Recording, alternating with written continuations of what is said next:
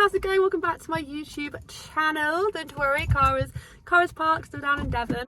I've just realised whilst I'm editing this, look at that hair parting. What is happening to it? Everyone ignore it, all right? It didn't even happen. If you can hear anything, it's my dog licking his paw, I think. Anyway, just ignore the hair parting, okay? It's traumatic, but it happened. Oh, I've actually been wanting, like, this video probably will get seen by no one because it's not really, it is sort of relevant to the people that I cover, but not massively. I don't talk about AARYN Williams that much. Lately, I've been loving reading the Reddit forum for her. I don't know what, I used to watch her, basically. My history is that I used to watch her years ago. When I first found out I was pregnant with my first, who is going to be 6 this year.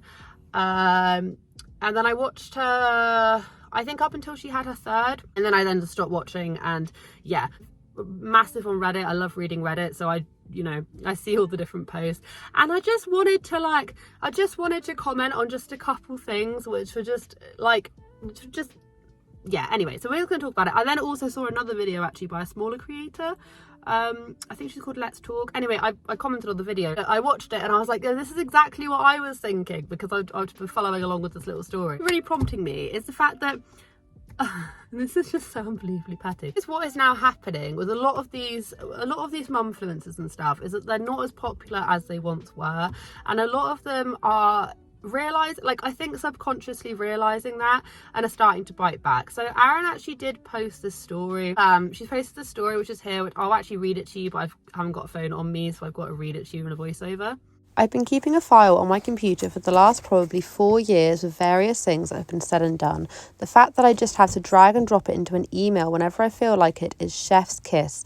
The time will eventually come. So AARYN supposedly has been like taking notes and like copying what people have said into emails and things, and then she'll be like contacting whoever, whatever. And it's just a perfect example of like just how caught up you can actually get in being an influencer, and not realizing that part of the job is to be able to have people who say, no, I don't like that, yes I do like that, having opinions, having feedback. And I will be one of those people, I'm sorry, and I'm pretty sure I said this in the last video I just recorded, but if you're going to be online and you're going to have an easy job, and I'm gonna call it an easy job, of making YouTube videos, not all YouTube videos, all right, some are high tech, some are amazing, okay? You have some channels who are amazing at graphics and put in loads of effort into if you're actually like, if you're being like an influencer and you're video recording your kids, or you're filming your life, you're selling things in a boutique, I'm sorry, I'm going to call it an easy life, all right? Or you're a TikToker or an Instagram person, I will call it an easy life compared to like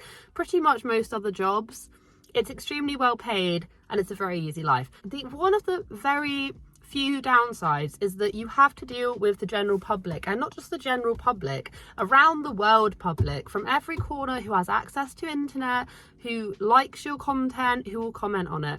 And one of the downsides of being an influencer, and there aren't that many, is the fact that you're going to have people that are going to be like, I don't like this, you look like this, you look like that, and you've just got to like completely filter it out. Those comments will be nasty, and don't get me wrong, like AARYN has done some really crappy things, okay? The reason why I stopped following her was because I learned about all of the racist things that she did over on Big Brother, and I watched it. I found it too much. I found it too much to handle. Then she went on and sharing some very political views that I didn't massively agree with when she before she went into Nick and Aaron Uncut. But that's just me, and I'm not going to get into it because I know it divides people. It's just my own personal thing. So I stopped watching. But and I stopped watching without saying anything. I didn't comment and say, oh, you do.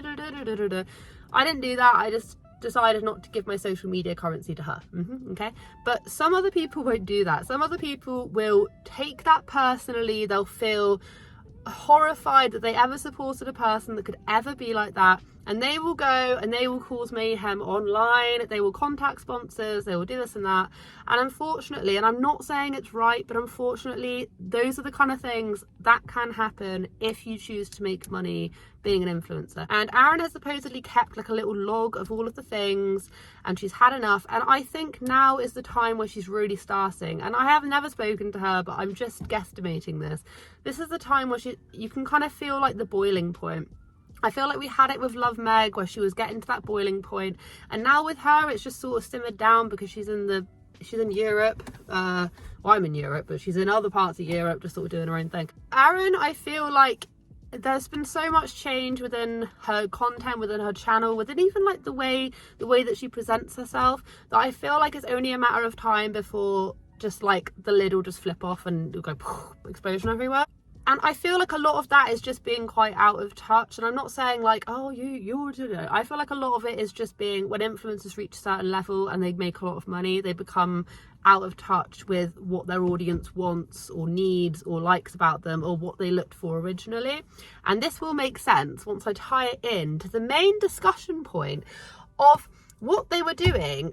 So they went to Las Vegas. I'm pretty sure this is also where they did the promo shots for this diaper bag, we call it a nappy bag, and a stroller, which we call a pram. I have to always stop myself from saying nappy bag and pram whenever I'm talking about American people, because they're like, what the hell is that?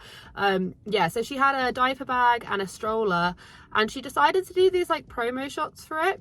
And I won't lie, I did pull these off of the Reddit because I did find it absolutely hilarious, and then I managed to find one on Instagram from AARYN.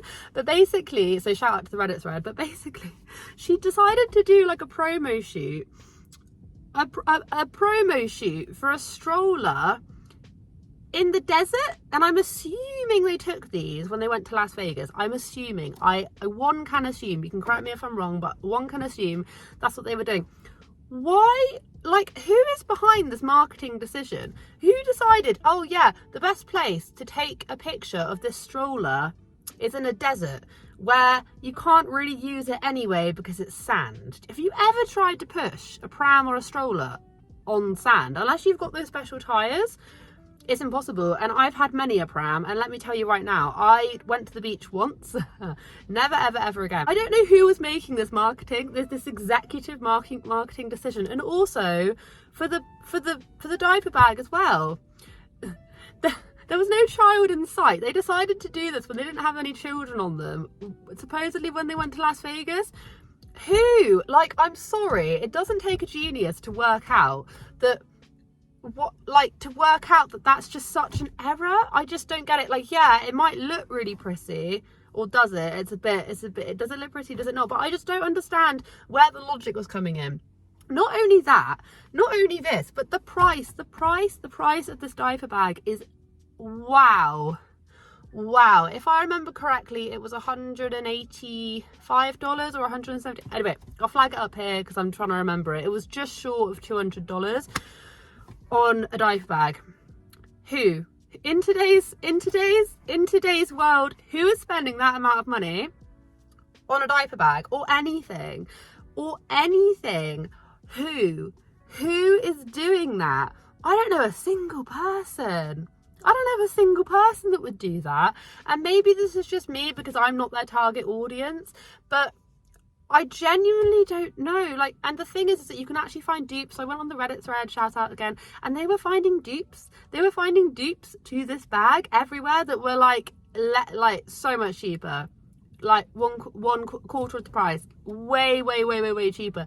And they do the exact same thing. They're gonna hold your nappies, your diapers.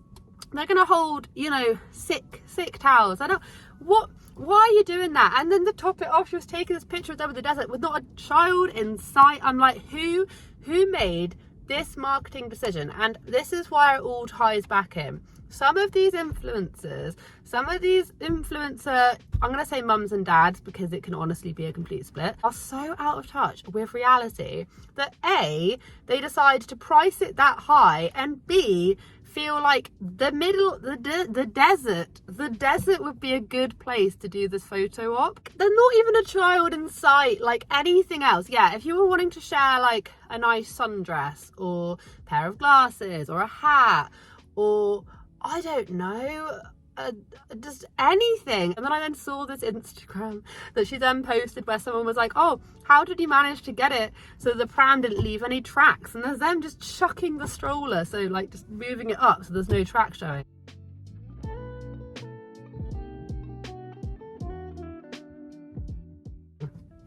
They must have taken it all that way in the plane.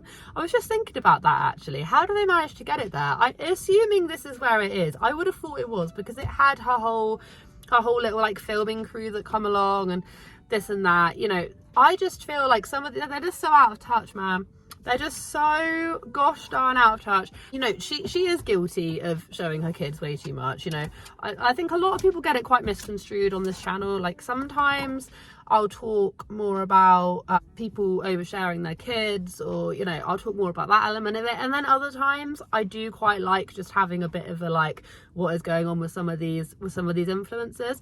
I do it very in the middle, and I think people get quite confused, but you know, I used to watch a lot of them, and I do find these sort of antics quite funny because it's just so far removed from what is actually going on with just everything, and it's all online, which just makes it hilarious. Being an influencer in that is just such an easy job, and I feel like a lot of them just need to crack it down, get on board with what the hell they're supposed to be doing, taking on board some of that feedback. And my feedback to AARYN, if she's listening, well, she's not really gonna crap about my opinion. A guy just cycled past, full on looking at me. What are you doing? My own consumer feedback opinion is that is a ridiculous amount of money to spend on a bag, and maybe you should go and just have a little stroll through your local neighborhood that maybe isn't quite as posh as wherever the hell you live. You know, you should have a little stroll around, see the kind of stuff that your actual consumers are going to be wearing and doing, and that. Because when the pricing is that high, just like what Love Meg did with her course, when the pricing is that high, you are ripping away customers. That's just my own opinion. Some people just don't get it. And that is pretty much all I have to say on this matter. I do massively hope that you guys enjoyed watching this video. Yeah, it's just a little chat about the kind of things thinking of. This is a lead which my dog is actually he's actually gotten through 2 of these because he eats them. But yeah, anyway, have a wonderful day wherever you are in this world. Take care of each other, take care of yourselves, and I'll catch up with you guys in the next video.